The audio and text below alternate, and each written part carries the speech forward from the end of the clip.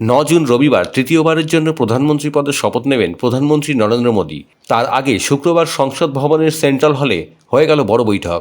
এনডিএর নবনির্বাচিত সাংসদরা সংসদ ভবনের সেন্ট্রাল হলে বৈঠক করলেন একত্রে।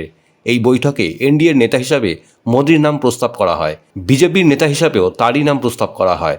এখানেই বক্তব্য রাখেন মোদী। मैं मानता हूं कि 2024 के लोकसभा के चुनाव के जो नतीजे हैं,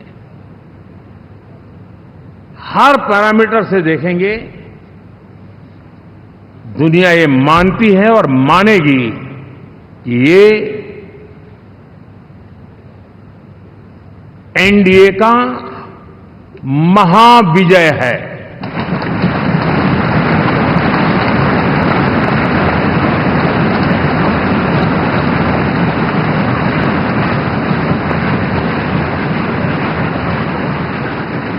और आपने देखा 2 दिन कैसा चला, जैसे हम तो हार चुके हैं, गए। सब चारों तरफ यही दिखता था, क्योंकि उनको अपने कार्यकर्ताओं का मोरल हाई करने के लिए ऐसे काल्पनिक परेड ये करने पड़ रहे हैं। और साथियों,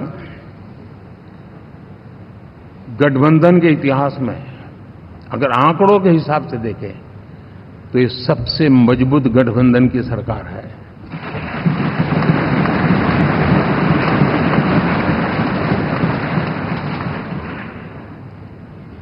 लेकिन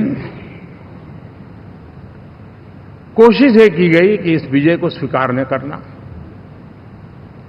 उसको पराजय के छाया में डुबो के रखना। लेकिन उसकी ऐसी चीजों की बाल मृत्यु हो जाती है, और हो भी गई। लेकिन देशवासी जानते हैं कि न हम हारे थे न हम हारे हैं।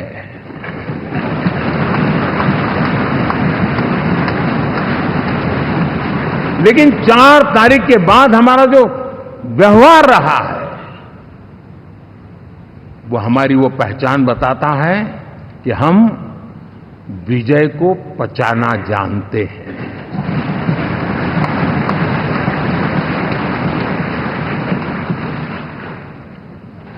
हमारे संस्कार ऐसे हैं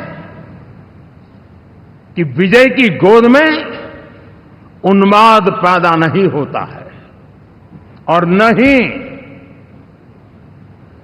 पराजित लोगों के प्रति उपहास करने के हमारे संस्कार हैं। हम विजय को भी पचाते हैं और पराजित का भी उपहास करने की विकृति हम नहीं पालते हैं। हमारे संस्कार हैं। अब किसी भी बालक को पूछो कि भाई लोकसभा के चुनाव के पहले सरकार किसकी थी, तो कहेगा एनडीए। 24 के नतीजों के बाद सरकार किसकी बनी, एनडीए। फिर हारे कहां से भाई? पहले भी एनडीए थी, आज भी एनडीए और कल भी एनडीए है।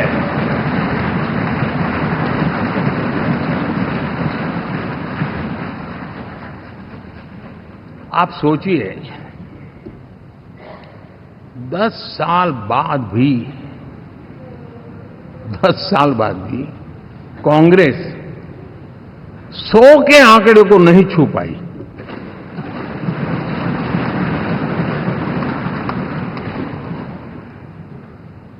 और अगर मैं 14, 19 और 24 3 चुनावों को जोड़ करके कहूं, कांग्रेस के 3 चुनाव जोड़ूं, तो इन 3 चुनावों में जितनी सीटें मिली है उससे ज्यादा हमें इस चुनाव में मिली है।